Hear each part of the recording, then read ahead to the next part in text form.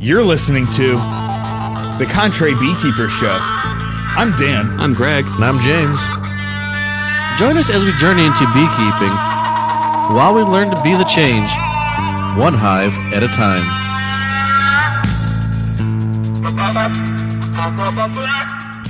This episode is brought to you by Nature's Image Farm. If you're interested in nucs, packages, queens, or supplies, visit us on the web at naturesimagefarm.com. Do you want to help support the show?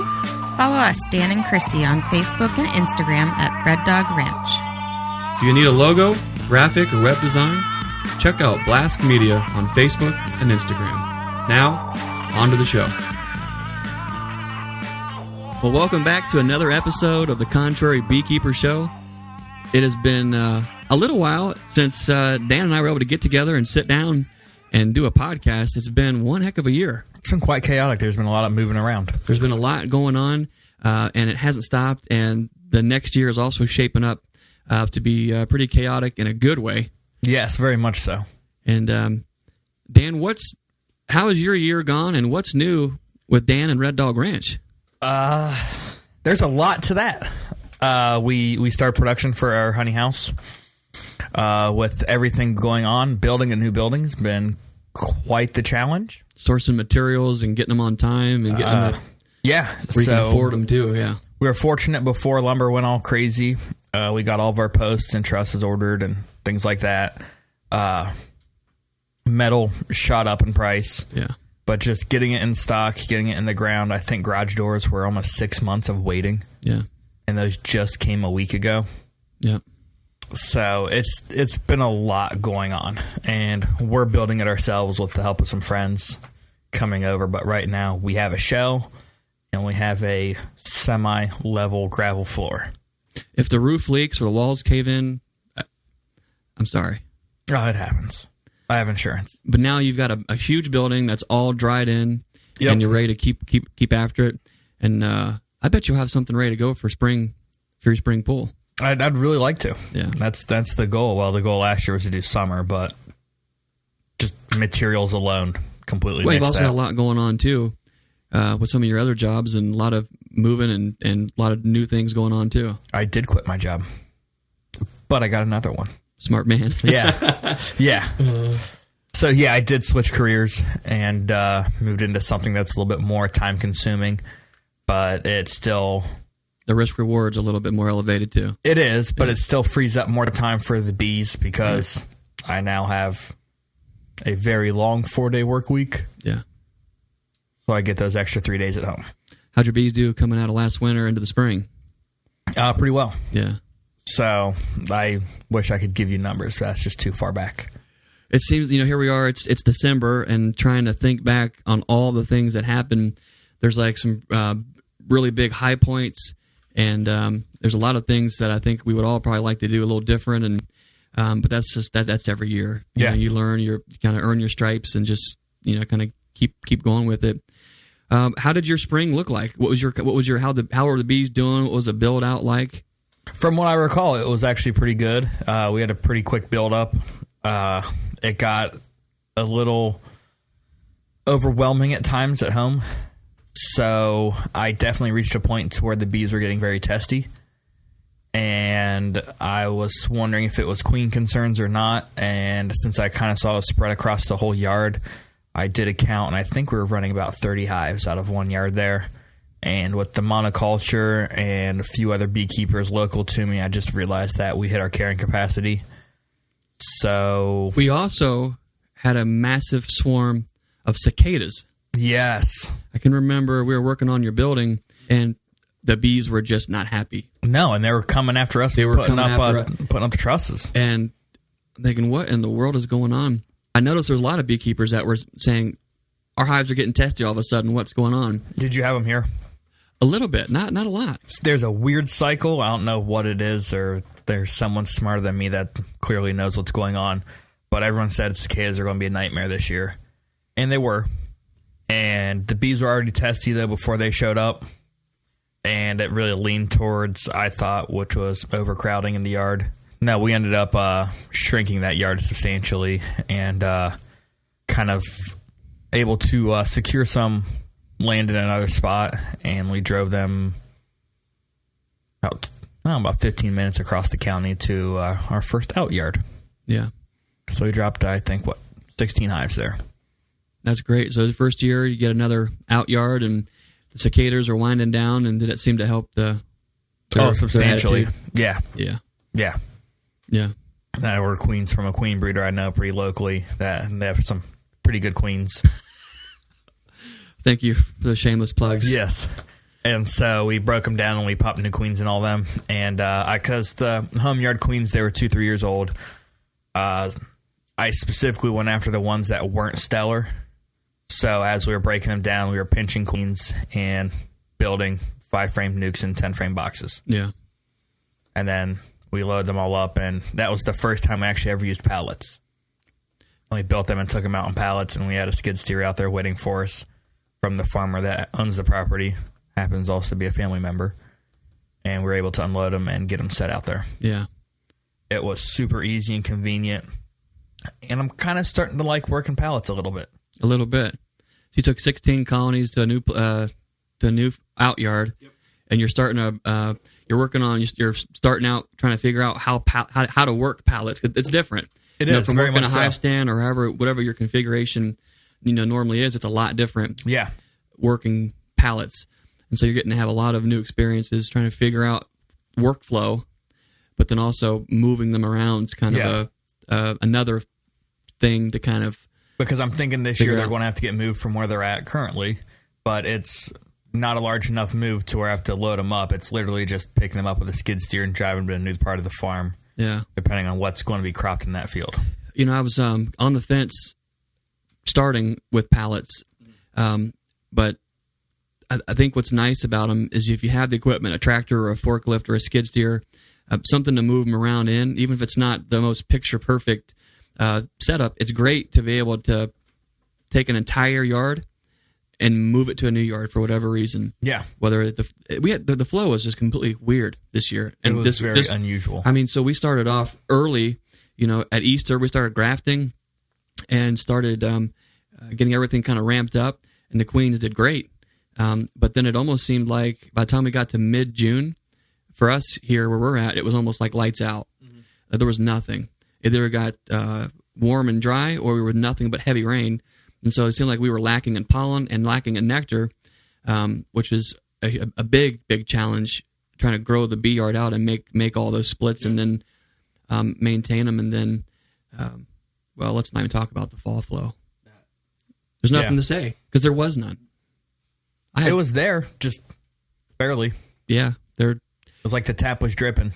It was real poor here. It was not good. It was enough to where our bees stopped drawing new foundation. They just completely stopped dead in their tracks. They were just stagnant. Yep. Yeah. There was no growth, nothing. And it kind of had me a little bit worried with that new bee yard I started up in, I think, the mid to end of July. Yeah. So. How'd the rest of the summer kind of unfold going into the fall for you there? Good. We did all right with summer honey. I want to say we pulled in like 700 or 800 pounds. Yeah. Nothing spectacular to write home about, but we still got something to sell. Fall was dismal with 100 pounds. Yeah. So, but also at the same time, the fall flow, we had some hives already broken down that were in production previously that weren't there. Yeah. The hard part about having the fall flow so poor is, we are not seasoned beekeeping veterans. No, not in those. You and I have been keeping bees for less than 10 years still, and even at the 10-year mark or 20-year mark, we probably will still feel like beginning beekeepers to a certain extent. But as you try to get a picture of a baseline of what the nectar is doing, what the pollen is doing, about what times they do it, to give you some kind of idea of consistency, you realize there really isn't any consistency. You can't bank on X amount of this or X amount of that. And the trick of that is, if you are in the business of making bees or making queens, and you are banking, or hopefully banking, you may be aggressive on how hard you split everything out, and then you don't have a flow or lights are out. That's pretty challenging, especially if you're banking on fall flow to come in to bolster everything up to get them through the winter. and then what you end up doing is just feeding the tar out of everybody. Is this a personal constantly. experience? It's been a rough year. Yeah. It's been a rough year, but so you have your home yard, you've got the new out yard. Yep. You get them kind of broke out, split out. Did you feel like the colonies at the home yard started to smooth out when you? Oh, the temperament lessened, changed within a month immediately. Yeah. So, and it changed, and we still had cicadas in the area too. It was the last little bit of them petering out, but it was. How a whole old were different some yard. of the queens that you had in that yard? Do you think? 2-3 years old. I'm seeing a huge difference in 2 and 3 year old queens versus 1 year old queens, and I think I'm gonna just employ something that I've learned from Bob Benny is Requeen annually. every year. Yep.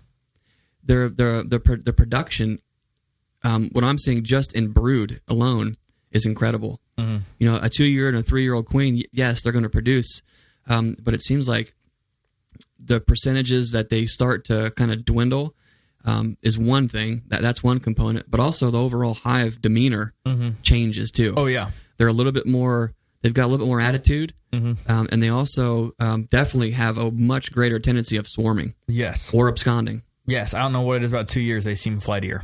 Right. Those first year queens, I mean, you can almost do no wrong. They're just super producers. You know, that gets tricky, you know, at a certain scale. If you aren't producing your own queens or you don't have a source for good quality queens, that can be a real challenge. You know, where do I source queens? What kind of queens are they? They're going to do well for me. That can be a little bit tricky for someone, but it sounds like you know a guy and you got some pretty decent queens, and hopefully it helped out the overall outlook. Oh yeah. Not only to finish up last year, but to start giving you some good bees to get through the winter to come out into the spring. So, and we're definitely going to be getting a lot more queens next year too. Well, So, good queens really, I think, do make a huge difference. yeah. Yeah. The rough plan so far is so, in the whole shortage of trying to get materials and things like that, I had a realization that if I'm going to be palletizing, I'm going to be needing equipment, other things like that to move the operation along. I started calling around and started doing my due diligence and trying to find equipment. You found something because you're wearing a good-looking hat there. Yeah, well, the shortage hit everybody. We talked to a few. I decided skid steer would probably be the best way to go, just because it's going to be used for more than just the bees, Right. and it's quite universal. And I got all the way up to 2 year waits, Yep. and as much as I'd say it just doesn't slice the cheese. And neighbor got a new one about a year back, and I played in it a little bit. It actually set roof trusses for us, and I really liked it. So we ended up having to go get a Kubota skid steer On tracks, on tracks. which is nice. Oh, it's so smooth. The only thing that's better than buying a brand new skid steer on tracks is when your buddy does. Yes. And And it's free delivery to your buddy's farm. Oh man, that was great. Yeah, we enjoyed using that thing. Yes. For some new work there. That was Pretty sure your pretty son's handy. asking for one for Christmas. Yeah. Yeah. So you got the bees straightened around. You got them kind of cooled off. You got them split out, separate yards. They're producing a little bit better. Their attitudes have been adjusted. How do you feel like you did getting them ready for winter, and what did you do? Is that a no? Is that we'll see? Yeah, it's a we'll how the see. spring does? Yeah. Give me a few more months and I'll tell you if I was ready or not. As normal, it came too quick. There's too much going on. It's not like we had since July to prepare for it or anything either. And I think part of it, too, is I was holding on a lot of hope to that maybe a fall flow would appear. Mm-hmm. And it definitely did not. So, how long did it take you to finally accept the fact that there was not a decent flow, and when did you pull your supers off? probably about a week or two after all the goldenrod turned brown. Ouch. Yeah. That's probably a pretty good sign if the goldenrod's not going to do anything is when the plant turns brown. That starts dying back and already past seeding. And so, no, I definitely should have probably done it sooner. I was really, really banking on the fact that goldenrod would fill a second deep for the first out yard that we built. and I think we maybe had like 3 or 4 frames out of each 10 frame double deep on top, if that makes any sense whatsoever, that was filled. So they all immediately got knocked back down to a single deep. Is that what you went in the winter with, mostly singles? Yeah. Everything at the home yard is a deep and a medium super, and then the out yard, since they wouldn't fill that out. And were yours taking sugar water or any kind of syrup? They did constantly, but they would they stay stagnant in size? They took the sugar. We fed. I guess I'm not too proud to admit it. We're a little lazy when it comes to feeding, which is why the bucket feeders are so handy, because I can just put the feed on, and if they take it, great, and if they don't, great. What I noticed is the feed Pro Sweet is what we use. So we're just I would like to get to the point where I had enough time to see if I can't stretch that out. Maybe come down to a 1-to-1 or a 2-to-1, but Pro Sweet's like a 3-to-1. They built out great in the spring. They built a ton of wax with it, and the bee numbers they boomed. When it came time to the fall, which is when most folks switch to a thicker feed, which is what Pro Sweet is, the goldenrod flow was so sketchy that there would be like a day where they would hit it and then they would like leave it alone. So over the course of like 3 weeks, they would finally finish a 1-gallon bucket. Now, when they are hungry, and they're taking feed like early spring, that bucket it can be 4 days. It could be a week, depending on what's out there. So, yes, they were taking Pro Sweet, but they were feeding at kind of a roller coaster interval. And then the hives that were in the worst shape would empty the buckets quicker, and the ones that had just enough store, there was enough coming in, they seemed to just keep it in reserve a little bit. So we had the sugar to the that out yard the entire time, and it just seemed like a 1-to-1. Yeah. Or probably, you're probably mixing a 2-to-1 or somewhere there. 1.5 to somewhere 1. Yeah. The entire time though, they'd take it in, but they wouldn't grow. Stayed the same size all through fall. Wouldn't get any larger, wouldn't get any smaller. So, and of course, we did the precautionary before we went through, and we only had one hive that had a ridiculous mite count, but everything else was 1s and 0s. Really? Yeah. And then home yard was the same story, but then we'll get into that later about treating mites, give it a few weeks. I'm trying to forget about that. Yeah. Still. But I don't feel stellar about getting prepared for winter, but I know that I'm still in a lot better place. You're somewhere. Yes. You probably feel like every year it seems like you do a little bit better, you get a little further ahead. It seems like no matter what you do, you're not where you want to be, but you end up landing somewhere that's hopefully good enough. And we just do the things that we can do throughout the wintertime and early spring to see if we can't give them a good shot of it coming out of it. I did shim all the hives that don't have a second super on it, so that entire out yard got shimmed with the mountain camp method. Yeah, because it's just it's an insurance policy you can't beat. It seems to be, I mean,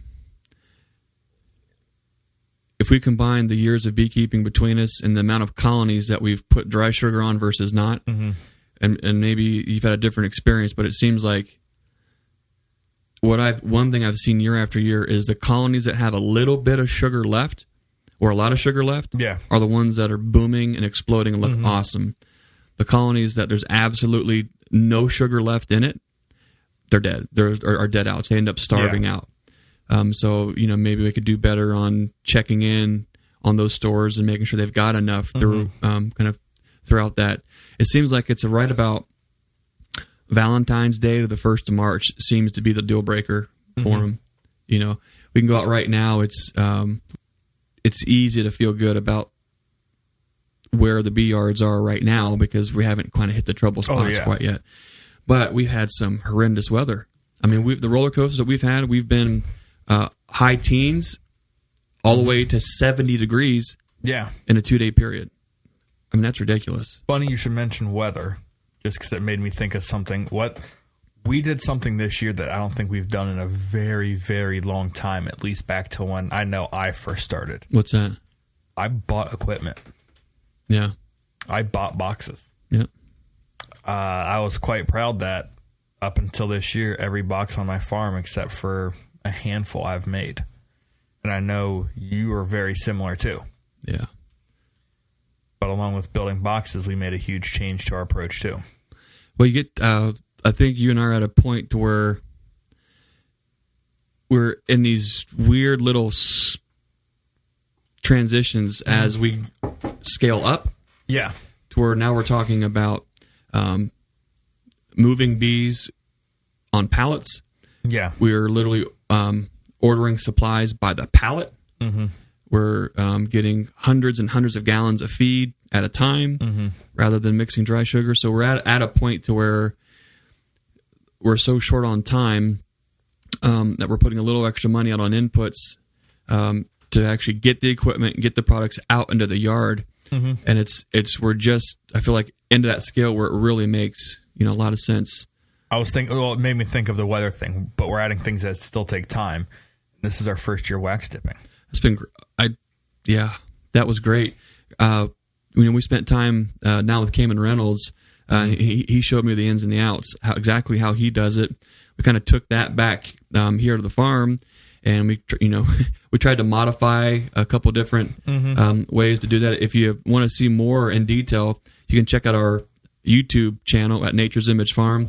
You can see Dan and Greg just going through having a good time, wax dipping a bunch of boxes. Try not to deep fry our fingers. Not trying to deep fry your fingers. That was a lot of fun. That was a fun video to watch back too, and it was a fun time. It was a fun one to make, and between the both of us, we've at this point have wax dipped hundreds and hundreds and hundreds of boxes, deeps and mediums and lids and bottoms and you name it.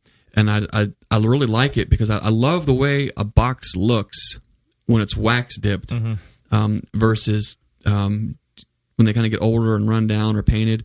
But they kind of develop. They get a little bit darker and richer and warmer too. I remember the first ones that I ever seen was when I was down in Florida visiting Indian summer honey farms, Chris Werner and family and all them. When I was down there with Bob Benny, and I got to see just loads and loads, and I mean just thousands of hives, all wax dipped. Got to see how they do it, and I thought, man, well, if you have an outfit like Chris Werner and family, and they're taking the time to wax dip boxes, and we're talking 3,000-4,000 hives, migratory beekeepers from Wisconsin to Florida. It's probably for good reason. And then got to visit with Cayman. He showed me how he does it too. And then, came back to the farm, and you and I kind of powwow and see what we could do. We tried to rig up an old job box, which is ideal. I didn't have much money in it at all. A regular job box that you'd store your tools in and things. And but that thing just wouldn't hold water. Nope. Just the junky, crappy steel. Chinese steel, Taiwanese. I don't know what it was. Chinesium. I mean, you fought that thing constantly to get any kind of a weld to stick. Yep. And hopefully the new one will be done in about a week. Yep. You've been busy building up a new one. I can remember getting to the point to where I think as I get a little bit older and I get okay with acknowledging when something's not working, the older I get, the more experience I get, the faster I get to that point to where I say, okay, stop, let's do something different. But we spent the better part of a day trying to get that job box straightened around. That was me, you, and Mike. Yeah.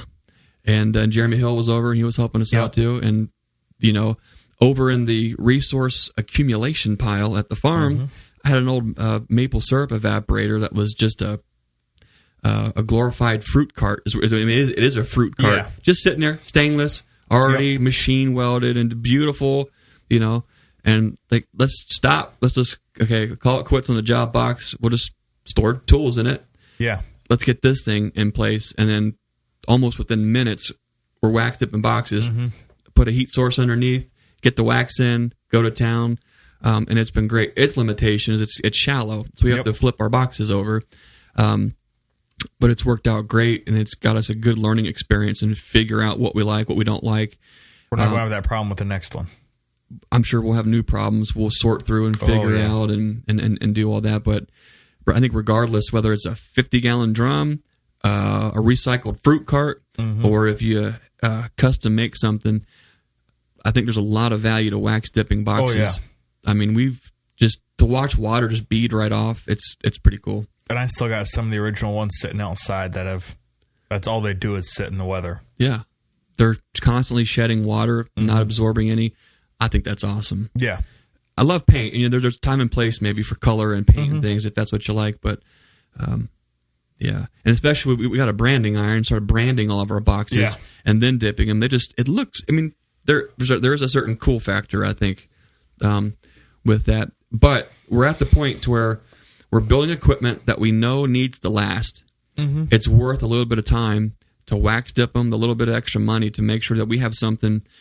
When I went down to the Warners and seen how they were using wax boxes, also got to visit with John Nucs down at the Nucs Honey Farm. Yeah. And he was showing me stuff that his dad wax dipped 30 years ago. That's insane. I mean, 30 years ago that they just now and they're getting that out of a box. Need to re-dip. And I'm looking at that box and I'm thinking, what's wrong with that box? That box looks better than some of my 3 and 4 year old, 5, 6 year old boxes that I painted. You know, so I think there's a lot of value in that. So if you want more information, you want to check that out, check out our YouTube video at Nature's Image Farm. You can see all the good times we had kind of doing that. But it's fun when you get to a point where you're starting to scale up. It can be a little daunting though, because when you start to get to it, we're at the point to where it's costing us a lot of money to scale up.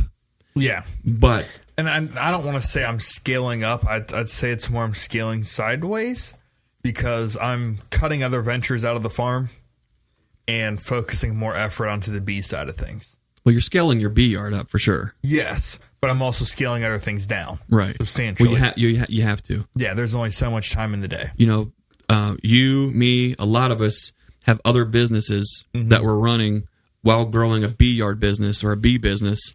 And there's only so much time in the day. You can't do everything all the time. Oh, yeah. And if you try, at least I found, is you can't do much of it well. No. So it's worth kind of cutting things back and focus on the things that, if it's a business that are making you money, you know, things that you really enjoy doing.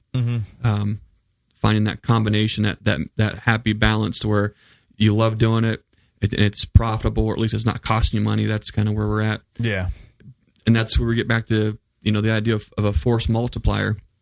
You know, the skid steer that you have is not just a tool that you can use to move pallets around, but, you know, you can use it on the farm and build up infrastructure and all the things that you need to. Yeah. I'm sure that thing was handier than a shirt pocket, getting your honey house graded out and moving stone and cutting a driveway. And I mean, it's still going to be used a lot for that. Yeah. So your bees are ready for winter. They're in winter. I don't know if they're ready, but they're in feeling winter. Pretty good. How were you ready for winter? No. So we're in the same boat. Just no. It just surprised. It's been one of those years where it's one of the years I sometimes get after myself because the year blows by so quick, and when I get to the point where I want to reflect and remember it, there's already been so much water under the bridge. It's hard to really appreciate all the little things that happen throughout the year. We started off this year just with some tremendous opportunities. Yeah. Started off speaking at the Utah State Beekeepers Association conference, and that was just an amazing opportunity to speak with guys like Ian Stepler, Randy Oliver, Tom Seeley. Yeah, like that was incredible. Oh yeah, I'll never forget that. You know, the first time it was really up there with names. Like that was pretty. It was a lot of fun. Did a couple more speaking engagements throughout the year, like locally, bee clubs and things like that. Really enjoyed that.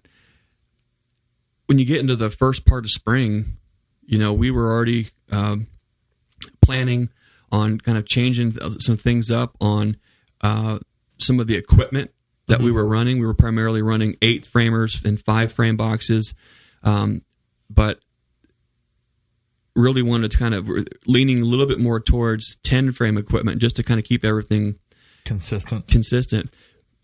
In the first part of 2021, we had an amazing opportunity to go down to the Hive Life Conference. You can check out our previous episodes where we talk about all about that. But that led to building some amazing relationships with folks and connections. We got to travel around we got to go interview Bob Benny, Cayman Reynolds, Tennessee Tim McCandless. And then Bob invited me to go on a road trip with him to go learn from guys in Florida and film an interview for Bob's channel. Chris Runner, John Knox, Jamie Ellis, Ray Latner with Date It. So I got to learn how the big guys are doing things, how commercial beekeepers are running their business, their outfits, their equipment that they're using, logistics, things like that. And that was an incredible opportunity. There's so many great guys we met along the way. Pete Ellis down there with Indian Summer Honey Farms. Of course, Chris Warner, all of his sons and daughters. A beautiful thing. You learned a lot about how a family, an entire family, sons, grandsons, daughters, the whole thing, can run a business and do it moving back and forth from Wisconsin to Florida. I mean, it was an incredible thing to be able to see and learn and be a part of. And I could spend all day talking about all the things and all the people. It was a great opportunity spending some time with what I'm calling Bob Benny and the Blue Ridge All-Stars. Because the group of guys that he has working with him. Oh, they're amazing. They're great dudes. They're some of the nicest guys I've had. And I had a lot of fun with them. So Jesse, Seth, John, and everybody else there, if you're listening, man, we've really enjoyed the time that we spent. Even though we're Yankees, we had a lot of fun down there with you. That was a great time. I got to go back later in the year and actually work the bee yards with them all. And that was just incredible. That's where I really started to cut my teeth on working pallets, workflow. It was a great opportunity working with Bob and them, just learning how to get through a yard. There's an art to that. It's not just crack open a lid and go through a hive. There's a way you can kind of more meticulously go through, mark, organize, know what's going on. That was a huge opportunity. Yeah. So I got really excited and on fire. I could, on that drive home, just remember, just a million miles an hour. No, I talked to you for a little bit and you were just a glazed over Greg. It was awesome. Yeah. You could say our life direction and approach in beekeeping hit a massive fork in the road, and it was pedal to the metal and a brand new direction. You just felt a peace, and you felt that this is where I need to be going, and it was just awesome, just down the road. So we started really getting into 10-frame equipment and just running things completely different than we had in the past. Now, we still run 5-framers and still make queens for the most part and still use up some of that equipment. But it's been really nice getting everything uniform. Yeah. This coming year, it's going to be even more uniform, because what a trick that we've learned from the Warners is taking a 10-frame box and splitting it into 3 and using that to make nukes and queens. It's all the same box. If you need that box for anything else, you pull your dividers out, you stack them. Every box all the time is already ready to go. It could be a brood box. It could be a deep super if you wanted it. It could be set up to raise nukes. It could be set up to raise queens. To me, that made a lot of sense. And so that's kind of how we moved. A lot of our equipment is going that route. I'll still use up probably some of the 3-framers and 5-framers and things like that. But so we started off the year, being able to kind of share our experience through speaking engagements. Got to travel around the country. We got to interview a lot of folks. Got to learn from a lot of folks. The Hive Life Conference was an amazing opportunity, and now it's like that was before we really got crazy beekeeping. Yeah. What do we have looking forward to with your interviews coming up? Well, we've got one. By the time this airs, there's going to be a couple more that are going to be published. But had a great opportunity later on in the summer to sit down with Jeff Johnson with Premier Bee Foundation, and got to dig in and it's a super fascinating conversation on how Jeff got his start, how he got to where he is with Premier Bee. I'm really interested to hear it, because I have not heard the interview at all, and I specifically asked not to. Yeah, no spoilers, nothing. This is my first year actually ever running Premier, and I ran it side by side with Acorn. Yeah. and side by side with Acorn double waxed. So it's pretty much the same product going in there. Yeah. And I had quite a pretty stellar experience with Premier because all the deeps I put out this year at the out yard were all Premier. You know, we go into detail on the trials that we ran to get to the point to where we started off just trying some. Mm-hmm. And we went from trying some to buying pallets. Yeah. That's a big deal. And I've been running plastic for a while. Yeah. And I've had similar experiences with all the plastic manufacturers before.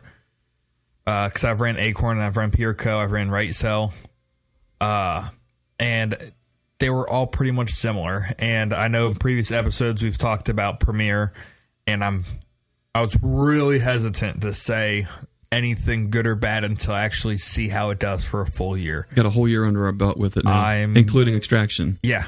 I'm quite impressed between everything, and I'm pretty sure that's the direction we're going to be pushing is exclusively Premier from now on, just because it makes a lot of sense. It draws so much faster. It seems to be a better product. It's easier to snap in. Oh, it goes in so nice. There's forethought put into a lot of it before they just said make this pattern and print it. What's interesting, and check out the interview with Jeff Johnson, because we kind of dive into exactly why we think or believe that Premier is better. But you talk about guys that came into a business as non-beekeepers. Yeah. Sometimes you need fresh eyes. You need a brand new, fresh approach that has just enough distance from a situation to kind of look through it and provide a solution to something. And I think that's absolutely incredible.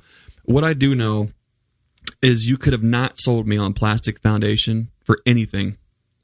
Never. I don't want to hear it. Oh, I know, because I've tried. You've tried for years to get me to plastic, and I don't want to hear it. You know, we ran... But this guy Jeff comes out of the woodwork and you're all ears. This guy Jeff just... You know, the great thing about it is I didn't just let Dan decide. I didn't let me decide. I let the bees choose. Yeah. And that's the big thing. When these bees are choosing, are literally... In these trials, when we're checkerboarding, Pierco, Acorn, wax foundation that I have used and swore by for years, and Premier foundation, to see the bees choose in that box, Premier, box after box after box after box, I'm thinking, okay, great. That is telling me what I need to know. And I still have one of the brands sitting at home. I believe I gave you a couple cases of it. Yeah. But and the entire year, whoever does their social media and whatever they do at Premier is fantastic, because I've tried to ignore everything they've done for an entire year. Yeah. Because I just want to see how it does in the bee yard. Yeah. And that's my deciding factor. Yeah. And after having the year wrapped up, I'm actually quite interested, because now they're putting out some really good content. They've got some great videos. Yeah.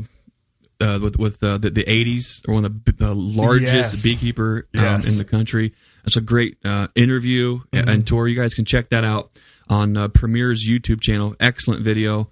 I really can't say enough good things about them. Not only are the bees choosing to use that product, but if you have a question, if you want to know more about it, they're there to help. They're there and they want to see you do well, and they're not just trying to sell you a smoking used car. Yeah, that you will feel good about making that decision. And I like it because going down the natural beekeeping and small cell and that whole thing, I think there's still merits to that. But when I let the bees choose exactly what they want to do, and the bees are going towards plastic Premier double wax foundation, that's what it takes me out of the equation and what I think. And I love it because it just is so fast to install now. Oh yeah. It is just so incredibly quick.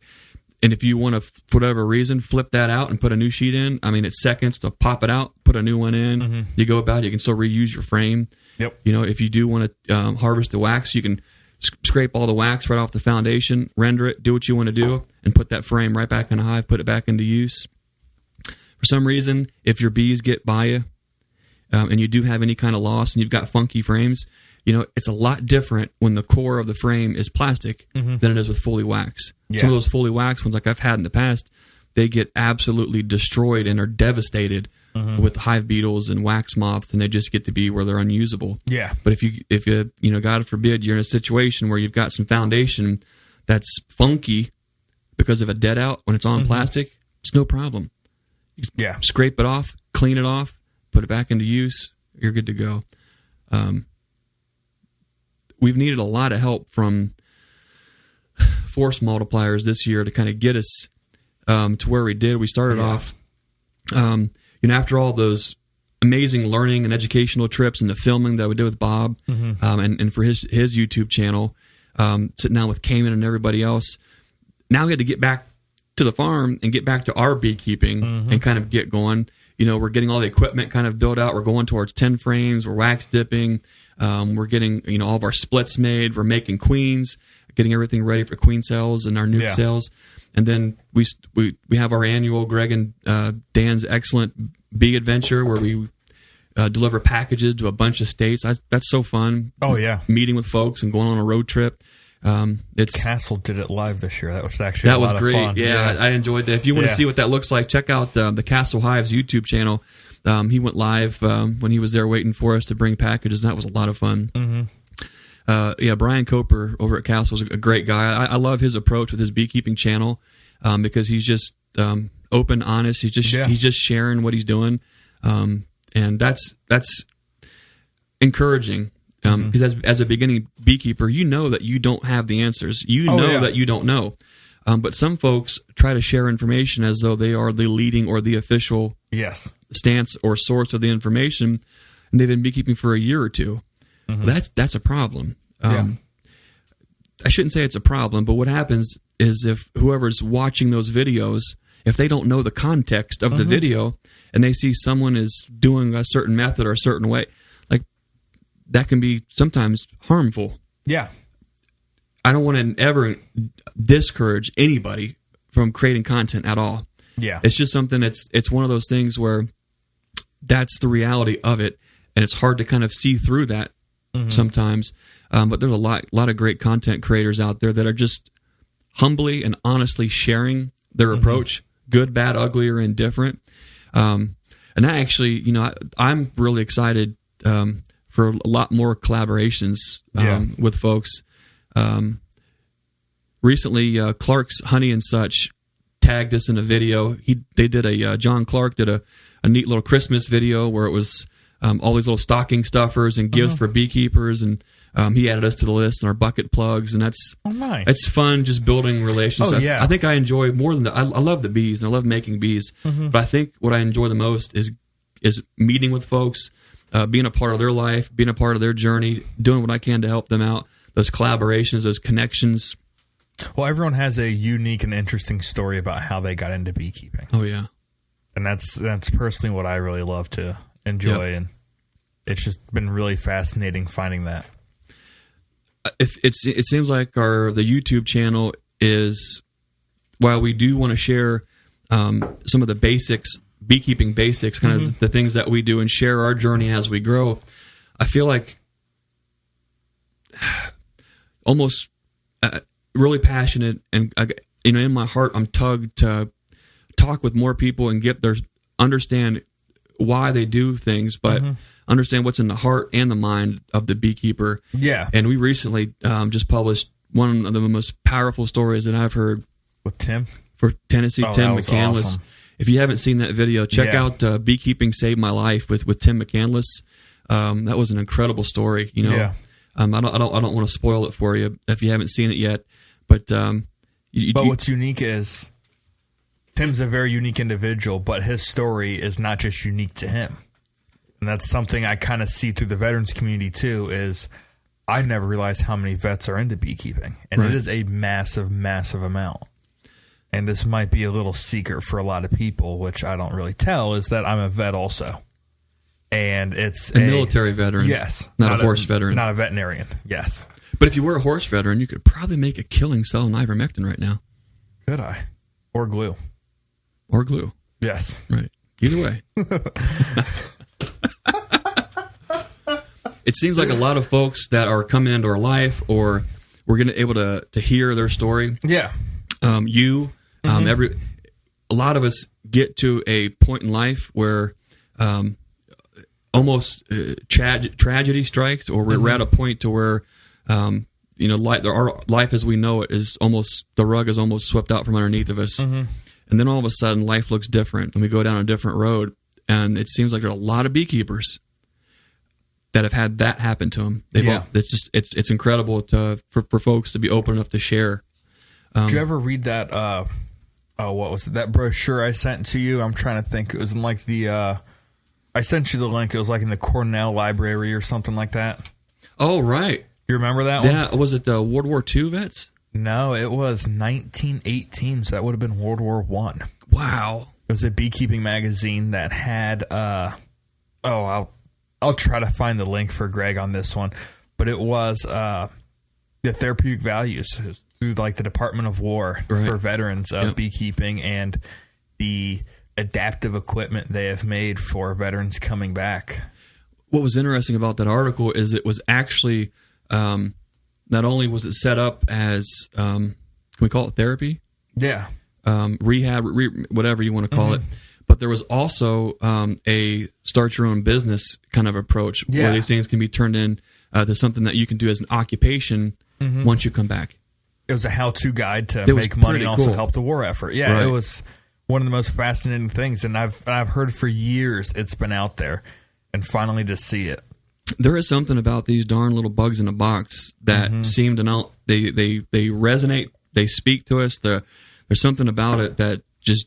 It's so incredibly helpful and beneficial to us. I know we're really excited about the upcoming Hive Life Conference in January down in Sevierville, Tennessee. What's the name of the city?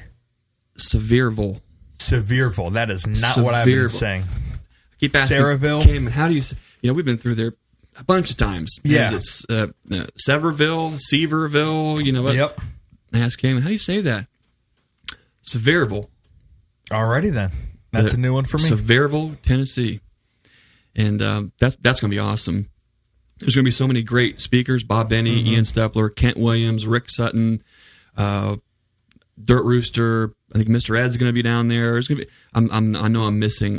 Nature's Image Farm will have a booth set up, and we're actually going to do something a little different, where it's a little cross collab between the podcast, the Contrary Beekeeper Show, and Nature's Image Farm, all in the same booth, and we're going to set up a collaboration corner where we're inviting content creators, beekeepers with stories. Come by, see us, sit down. Let's talk about bees. Let's talk about your story. Let's collaborate. Bring your camera. We'll do a double thing. Life is so much richer, I think, with more folks in it, and collaborating with each other and just being a part of each other's storyline, I think is awesome. So if you are heading down to the Hive Life Conference, be sure to stop by our booth, say hi. If there's something that you want to share, we'll get you in front of a mic. We'll have a good time. We'll also be down there slinging bucket feeders and plugs and some other supplies. We'll just be we'll be the Oprah of plugs and bucket feeders, as everyone gets boom, boom, boom. Everybody gets a plug. That's going to be awesome. We were talking about veterans and things like that too. Really excited about March 5th. At the Hives for Heroes benefit. We'll be speaking along with Bob Benny and Ian Stepler, Cayman Reynolds, Matt Lance, Buzz Vance. There's going to be some great vendors there too. That's going to be out in Lincoln, Nebraska. For more information on that, you can go to our website at naturesimagefarm.com, click on events. You can see where we're speaking. We'll have all the links there too. But I really enjoy just sitting down and meeting with folks. It's so rewarding. I wish there was more time to do all that. Yeah. All those are kind of done in like the off beekeeping season, just like it was this year. But it's been one heck of a year. By the time that we got our Nucs out, our queens out, you and I went on the package run. We had some pretty exciting things happen at the farm, which kind of put us down a whole new road on opportunities kind of moving forward. But we were able to move, or we're in the progress of moving from our current farm, to a whole brand new farm. And at this new place, there's just so many opportunities to do so much. It's just really exciting. So it's been a challenge moving the bee yards to the new farm. At the new farm, there is just way more room to spread out with buildings and acreage and all kind of opportunities. Getting the bees moved to a single place to keep an eye on them, to treat, to feed, has been really handy. I wish I was a little bit further along, but one of the really fun things that I did this year, probably one of the highlights of the year, was when I was down working with Bob Benny and all them. Mm-hmm. I brought back a ton of queen cells, off of his Sukobi queens, and then mated them in our yard with the singles and things that came from Bob with those drones. But we also mixed that up with all of our stock that has survived our neglect for all these years.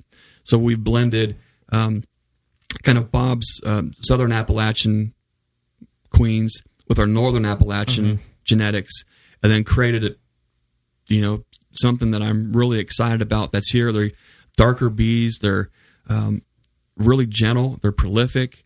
They kind of have a different vibe than we've seen bees in the past, where they seem dedicated to their work. They're kind of chilled out and mellow.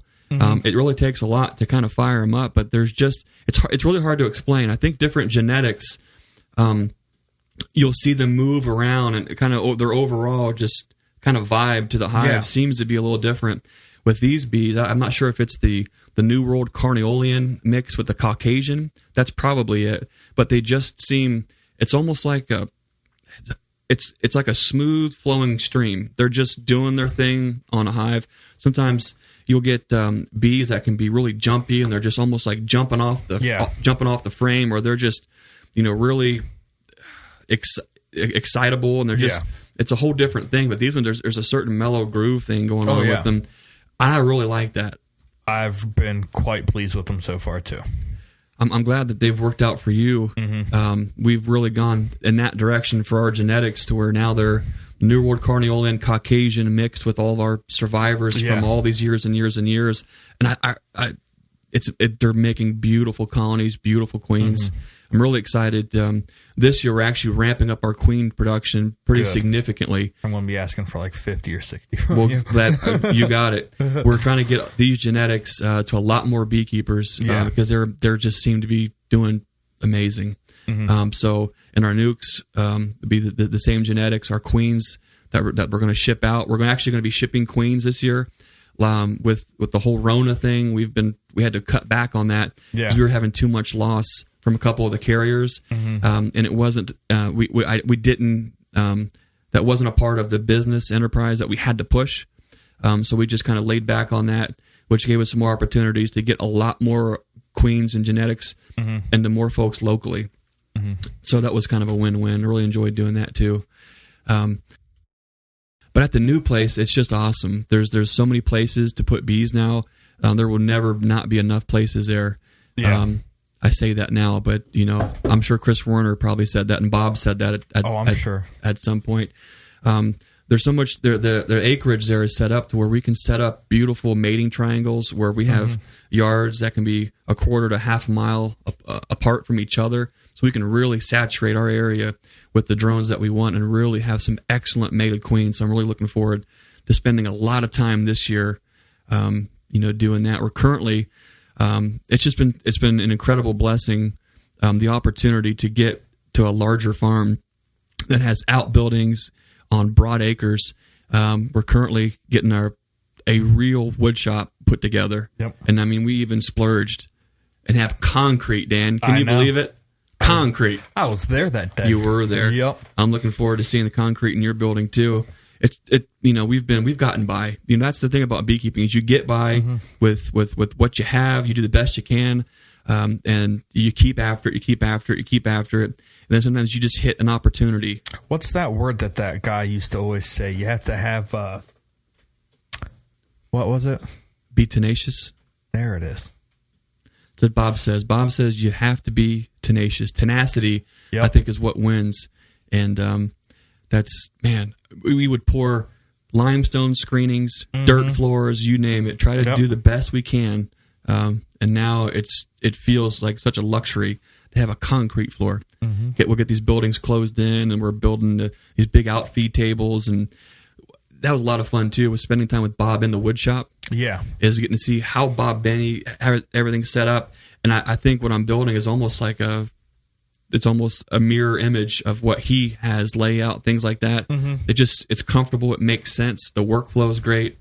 So we're looking forward to being able to build a ton of boxes, a ton of equipment. We have a lot more room at the new farm. And so now we're getting into retail. So now we're actually able to provide folks great quality boxes, frames, foundation, feed, kind of a whole package. So not just nukes and queens and packages anymore, but beekeeping supplies. And that is so much fun. Being able to meet the needs for our folks locally is incredible. It's so awesome because when there's a demand for a good quality product, and there is the people there that support that. You can do things like get better pricing. You can bulk buy things, and everybody wins. Everyone gets way better pricing, and they can come pick it up locally. You know, a lot of folks I think are yearning for more of that mom-pop relationship rather than kind of these large-scale conglomerates. It's really tricky, and I don't want to. Well, I think it's more that they want to support local because Amazon's not sponsoring their kids' t-ball team. It's the local pizza shop. That's right. That's exactly it. Yeah, that's exactly it. That really does make, all the difference in the world. And I specifically do not hate Amazon. I love Amazon to death. I wish we weren't Amazon junkies, but it is what it is. I needed a dado insert for the table saw. Next day. Yeah. How is that even possible? Yeah. I need a dado insert for an old Delta contractor saw. It was probably made in the 80s. Yep. Well, of course, they haven't changed a lot of those. But anyways, next day. Yeah. Out here in the middle of nowhere, next day. Yeah, I did that with white lithium grease Thursday night. It was there Friday night. It was so awesome. One of the most, I'm really excited about the new wood shop. There's two really cool things that I've seen at Bob's place. Is he has this really cool dust collection system with blast gates. So he's got the little gates that he closes off to keep all his equipment, with the dust collection. But it's just a simple little detail. And I didn't appreciate it until recently. And I ordered a couple of these things. One of the things was one of those Maya flip stops, those rails that go right next to your radial saw, and you set the flips. So when you're running hundreds of pieces through, it's all the same width. Just boom, go, boom, cut. Order one of those. It's something extremely simple, but a push button box for stop and start for the equipment. That's not push button box, like an electrical box that you just right. So we found an old 1956 Delta Rockwell radial arm saw, and this thing weighs a ton. It's a tank, and what's great about it is it will cut a lid or a bottom board. It actually has a big enough throat to do that. Yeah. So we built this huge 21-foot outfeed table, built this thing into it, and it has a switch on the side. It's a little tiny switch. And I got these, big sausage fingers, especially this hand after smashing that in the post pounder. But anyways, trying to flick that little switch on each time it's not the end of the world. But what Bob has, and I hadn't seen it before, and if you've worked in a wood shop, it's probably common. But it's a box that's mounted up next to your saw, and when you go to run it, you open up your dust collector blast gate, you push the on button, you run your saw, then when you're done, you press the off button. So it's an on-off button. Doesn't seem like that's a big deal, but when you're in a wood shop all day long, and just you get in the habit of knowing where things are. I also got one for my table saw that I can mount down low. I can just reach down, know where it is, turn it on, and then when I want to turn it off, it has a little bump stop, big red paddle you can just hit with your knee. Yeah. And just turn, that's cool. Yeah. Just little tiny things like that. Which was also life easy. Which was also Amazon came the next day, which is unbelievable. Yeah, little tiny things like that just make the workflow. Just like learning workflow on a pallet with Bob, learning workflow in a wood shop. Just it was an incredible opportunity. I want to learn the workflow of the pallet with Bob. That'd be. It's completely different. I will say, and I've got to say this. Bob has some new videos out with a North Carolina beekeeper. Yeah. Greg Rogers, and I saw something in there, and Susan said, "Well, I said you should do that earlier on in the year." I'm thinking, no, I'm not doing that. Well, Greg Rogers has pallets 2 ways and 4 ways, or there are 2 ways that are sandwiched, that are stacked on top of cinder blocks, which seems ridiculous. Like, why would you have pallets if you're going to put them on cinder blocks? But he's down in the floodplain. Flat spots in the mountains are usually, like Bob and him mentioned, are usually in a floodplain or a high water area. For me, I'm thinking, oh my gosh, I'm 6'2", I'm young, I'll be 40 this year. But the biggest thing that I've noticed with pallets, 40 this year? I will be 40 this year. Yeah, I feel older than that, especially this year after pallets. I will say that's the only thing about the pallets is I feel like the stress that's put on my body, not moving them, but working them. A single pallet on the ground and single boxes, that's a far way for me to reach down and work. And so I end up finding ways to sit on a box or do this or do that to where I can do it to where it makes sense. But man, I'm telling you, my lower back, it was tore up all year. See, I almost prefer pallets over hive stands. Not for my back, I don't. And I'll sit on a deep. Well, that's the only thing that I could do to not be in pain. And it's so much more comfortable, and I'm so much more quicker sitting down.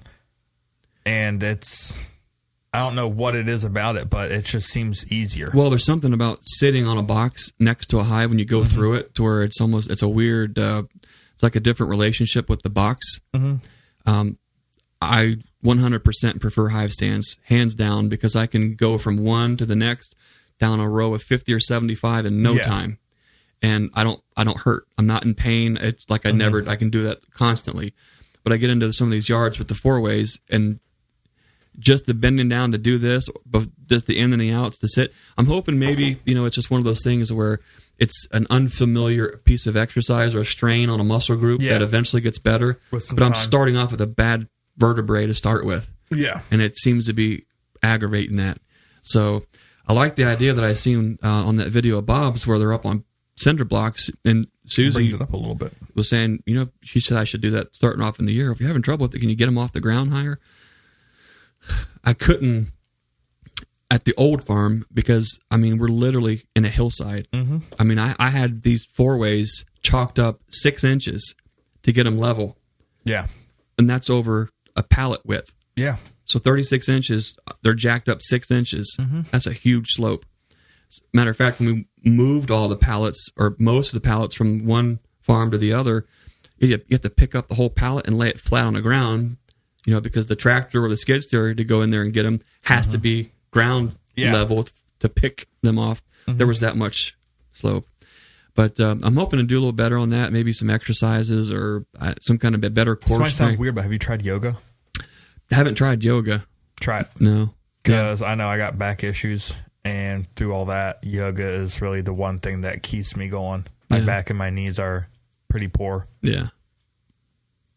I got to do something because there are way more pros to the pallets than there are cons. So it's definitely something that I want to try to do better with, either get them up off the ground or I'm not sure, but that could be we should have a whole other episode on scaling up the equipment that we're using and how we're using it.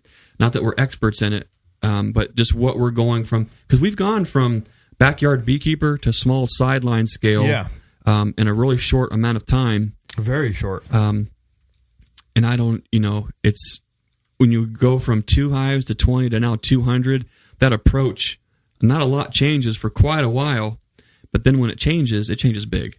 It does, definitely. So now you and I have gone... It's very big numbers very fast. You and I have gone from 8-frame boxes with quart jar feeders to flatbed trucks, skid steers, 4-way pallets, and moving bees around. Yeah. That's yeah. We're kind of scaling up a little bit. We did that in a very... less than 5 years? Yeah. Pretty... Well, we've been at it for probably 8 years now. Yeah, but when we started making the real moves, getting to the point where we stopped killing all the bees, and then had something to work with. Yeah, that's probably been 5 years, but it's been it's been an incredible year. I mean, I feel like minus the crappy nectar flow, it has been a very incredible year. There's been so much. There's been so many pros this year. Oh yeah, you and I have a ton of growth, scaling up, growing our business, infrastructure, crazy barns, buildings put in front of both of us, and it's just been one door after the other seems to be opening, and it all started. It seems like with the connections that we've made, the people that have come into our life, and then have humbly and graciously kind of taken us under their wing and to teach and to learn and show. It's been awesome. Speaking of awesome folks coming into our life, we've had folks send us honey, and we've accumulated some honey. And I wanted just to take a second for a little honey spotlight of folks that have supported us. Quite the little collection started. Quite the little collection here. We've got all kinds of honey. We've got sourwood honey from Bob Benny at Blue Ridge Honey Company, and it is absolutely amazing. I've never had anything like sourwood. No. It has like a certain zap to it and a certain sweet mellowness. It's hard to explain. I've never had honey that tasted quite like that. Yeah. It is super good. I understand what all the buzz is about. I like your little bee pun there. That was pretty good, wasn't it? That was pretty good. Another fantastic honey comes from right here in Ohio, from the one and only Dan and Christie Bokrist at Red Dog Ranch. Super good honey. That particular honey is my favorite because it's a fall flow, and it's just so rich. But I think more folks should seek out that fall honey that crystallizes, because you can do. I like the crystallized honey better than I like the regular liquid honey, just because it's so amazing in honeys and teas when you're cooking with it. I love the... Oh, nice cup, Dan. Thank you. A friend let me use it. Really? I also have one from one of our fellow collaborators that says, "Great queens, dead mites, and good nutrition." And that has some Bob Benny sourwood honey in there. And I'll admit, it's not coffee. Today, we're feeling sophisticated, and we're drinking tea. Pinkies out. Earl Grey tea. It's delicious. We also have some really awesome comb honey from Brian Coper at Castle Hives. Yeah. I think he did a really good job. Yeah, it looks fantastic. Packing that and getting the bees to a point to where they'll actually produce that, getting the equipment in place. Yeah. I mean, comb honey's a difficult one to start to master. It's not just a frame of honey you're pulling. There's some work. Yes. It's timing. It's all about timing. We've been doing comb honey for this was our second year doing it. Yeah. And I'm nowhere near mastering that one. Yeah. It's awesome. Looks beautiful, looks great. We also have some really unique honey from Chris down at Nucs Honey Farm. It's a hemp honey. Huh. And it is really good. It's got a nice rosy kind of a color. It's got a unique flavor. It's really awesome. I really love that too.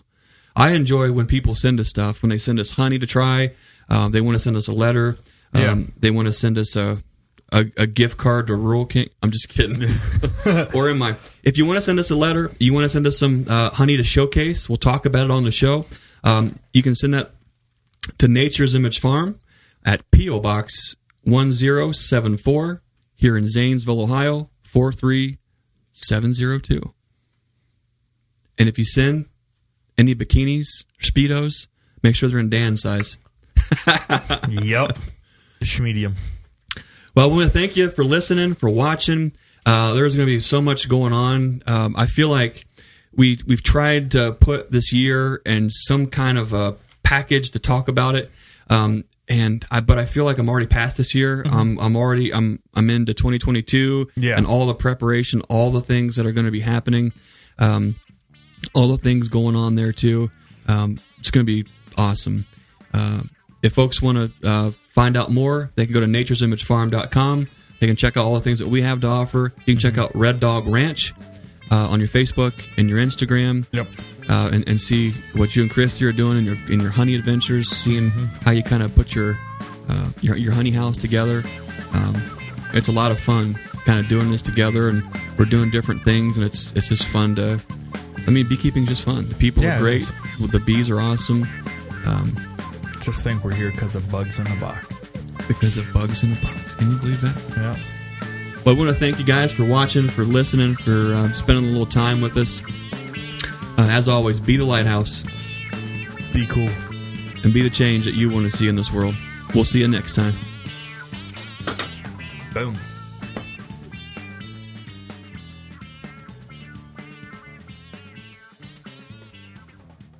Hey, that'll work. How about that?